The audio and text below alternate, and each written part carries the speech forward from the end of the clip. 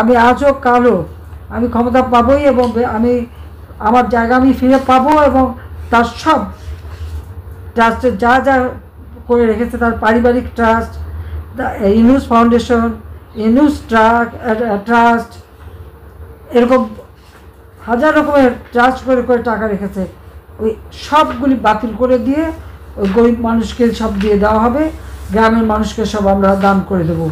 এটাই হচ্ছে মানে আমার প্রতিজ্ঞা। আর আমি যেটা বলি, আমি সেটা আল্লাহ রাব্বুল আলামিন আমাকে সাহায্য করেন, এবং সেটা আমি করতে পারি। এটা আমার নিজের সেই আত্মবিশ্বাস আছে, এবং সেটা আমরা করব ইনশাল্লাহ। এটা বেঁচে যখন আছি তখন এটা আমি করবই। এই বিধবাদের টাকা, স্বামী নিগৃহীতদের টাকা, প্রতিবন্ধীদের টাকা, মুক্তিযোদ্ধাদের টাকা, যত ভাতা, এই সব টাকাগুলি কিন্তু এরা চুরি করে খেয়েছে, মেরে দিয়েছে, আর সব পাচার করেছে। প্রত্যেকটা ছাত্রছাত্রীর জন্য বিনামূল্যে আমরা বই জানুয়ারি মাসের 1 তারিখে দিয়েছি, ওই এখন পর্যন্ত কিন্তু সব বই হাতে দিতে পারে নাই। অথচ আমরা বই ছাপানোর জন্য বাজেটে টাকা দিয়েছি, সেখানে আরও অতিরিক্ত 700 কোটি টাকা অতিরিক্ত টাকা নিয়েছে বই ছাপাতে, কিন্তু বইয়ের দেখা নাই। টাকাগুলি গেল কোথায়, কার পকেটে গেল?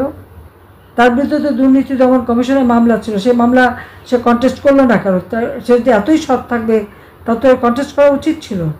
আর এখন তার সাথে তাদের যে সমন্বয়ক কয়টা আছে, তারা কত টাকার মালিক, এর পাই পাই হিসাব আমরা নেব।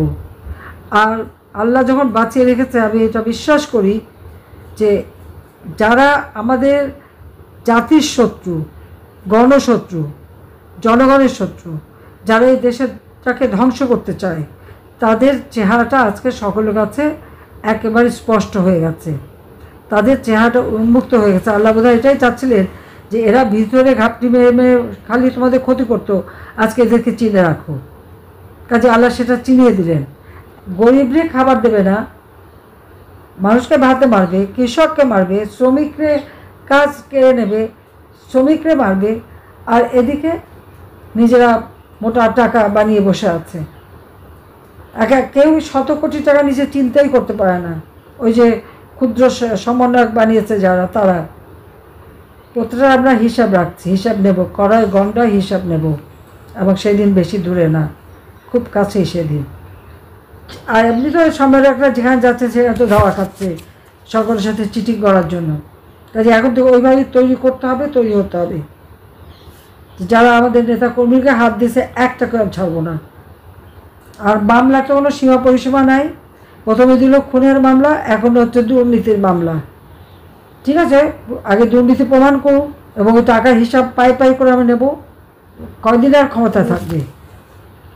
আজকে এদের বিরুদ্ধে সবাইকে মিলে প্রতিরোধ গড়ে তুলতে হবে, এবং যারা এদের সাথে আছে এখনও, এবং যারা ঘর বাড়ি দোকানপাট ব্যবসা বাণিজ্য পুড়িয়েছে, যারা মানুষকে হত্যা করেছে, আমার নেতাকর্মী হত্যা করেছে, এবং কৃষকের শ্রমিকের ক্ষতি করেছে, সাধারণ খেটে খাওয়া মানুষের ক্ষতি করেছে, এদের বিরুদ্ধে সবাই এখন থেকেই প্রতিরোধ গড়ে তুলতে হবে।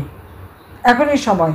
কোনো কেউ কারো হুকুমের অপেক্ষা রাখবে না। যে যেখানে আছে, সে যারা কাজ করছে, সে সেখানেই নেতা। কোন নেতা কি বলবে না বলে ওটা আশা থাকলে হবে না। যে যেখানে আছো, সে সেখানেই নেতা। কাজে তার দায়িত্ব নিজে পালন করবে, মানুষকে জনগণকে সাথে নিয়ে। আমাদের আর কেউ নাই, আমাদের আছে জনগণ। এই জনগণকে সাথে নিয়েই প্রতিটি জায়গায় ইচ্ছা মতো এদের শিক্ষা দিতে হবে। কাজে এটাই আমার নির্দেশ।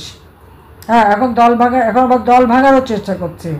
বা আওয়ামী লীগ ওরকম ভাঙলে কিছু হয় না। আওয়ামী লীগ হচ্ছে হীরার টুকরা, যত কাটে তত জলে।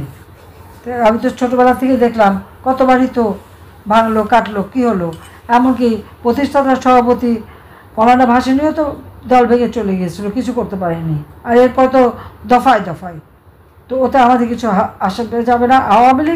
আওয়ামী লীগই তার নীতি আদর্শ নিয়ে থাকবে, এবং আওয়ামী লীগ ছাড়া বাংলাদেশের মানুষের ভাগ্য কেউ পরিবর্তন করবে না। আওয়ামী লীগ ছাড়া মানুষের সাথে কেউ থাকে না, এটা হলো বাস্তবতা। আজকে নিশ্চয়ই বাংলাদেশের মানুষ সেটা হায় হায় টের পাচ্ছে। আজকে সমস্ত আওয়ামী লীগ নেতাকর্মী, মুক্তিযুদ্ধের সপক্ষ শক্তি, 14 দলের নেতাকর্মী যে যেখানে আছে, সবাইকে নিয়ে এক হয়ে এখন থেকেই জনমত সৃষ্টি করা, মানুষের পাশে দাঁড়ানো এবং এগিয়ে যাওয়া। ইনশাআল্লাহ জনতার জয় হবে হবে। আর আমি আছি, আমি যেখানেই যাই আমার মনটা তো বাংলাদেশে পড়ে।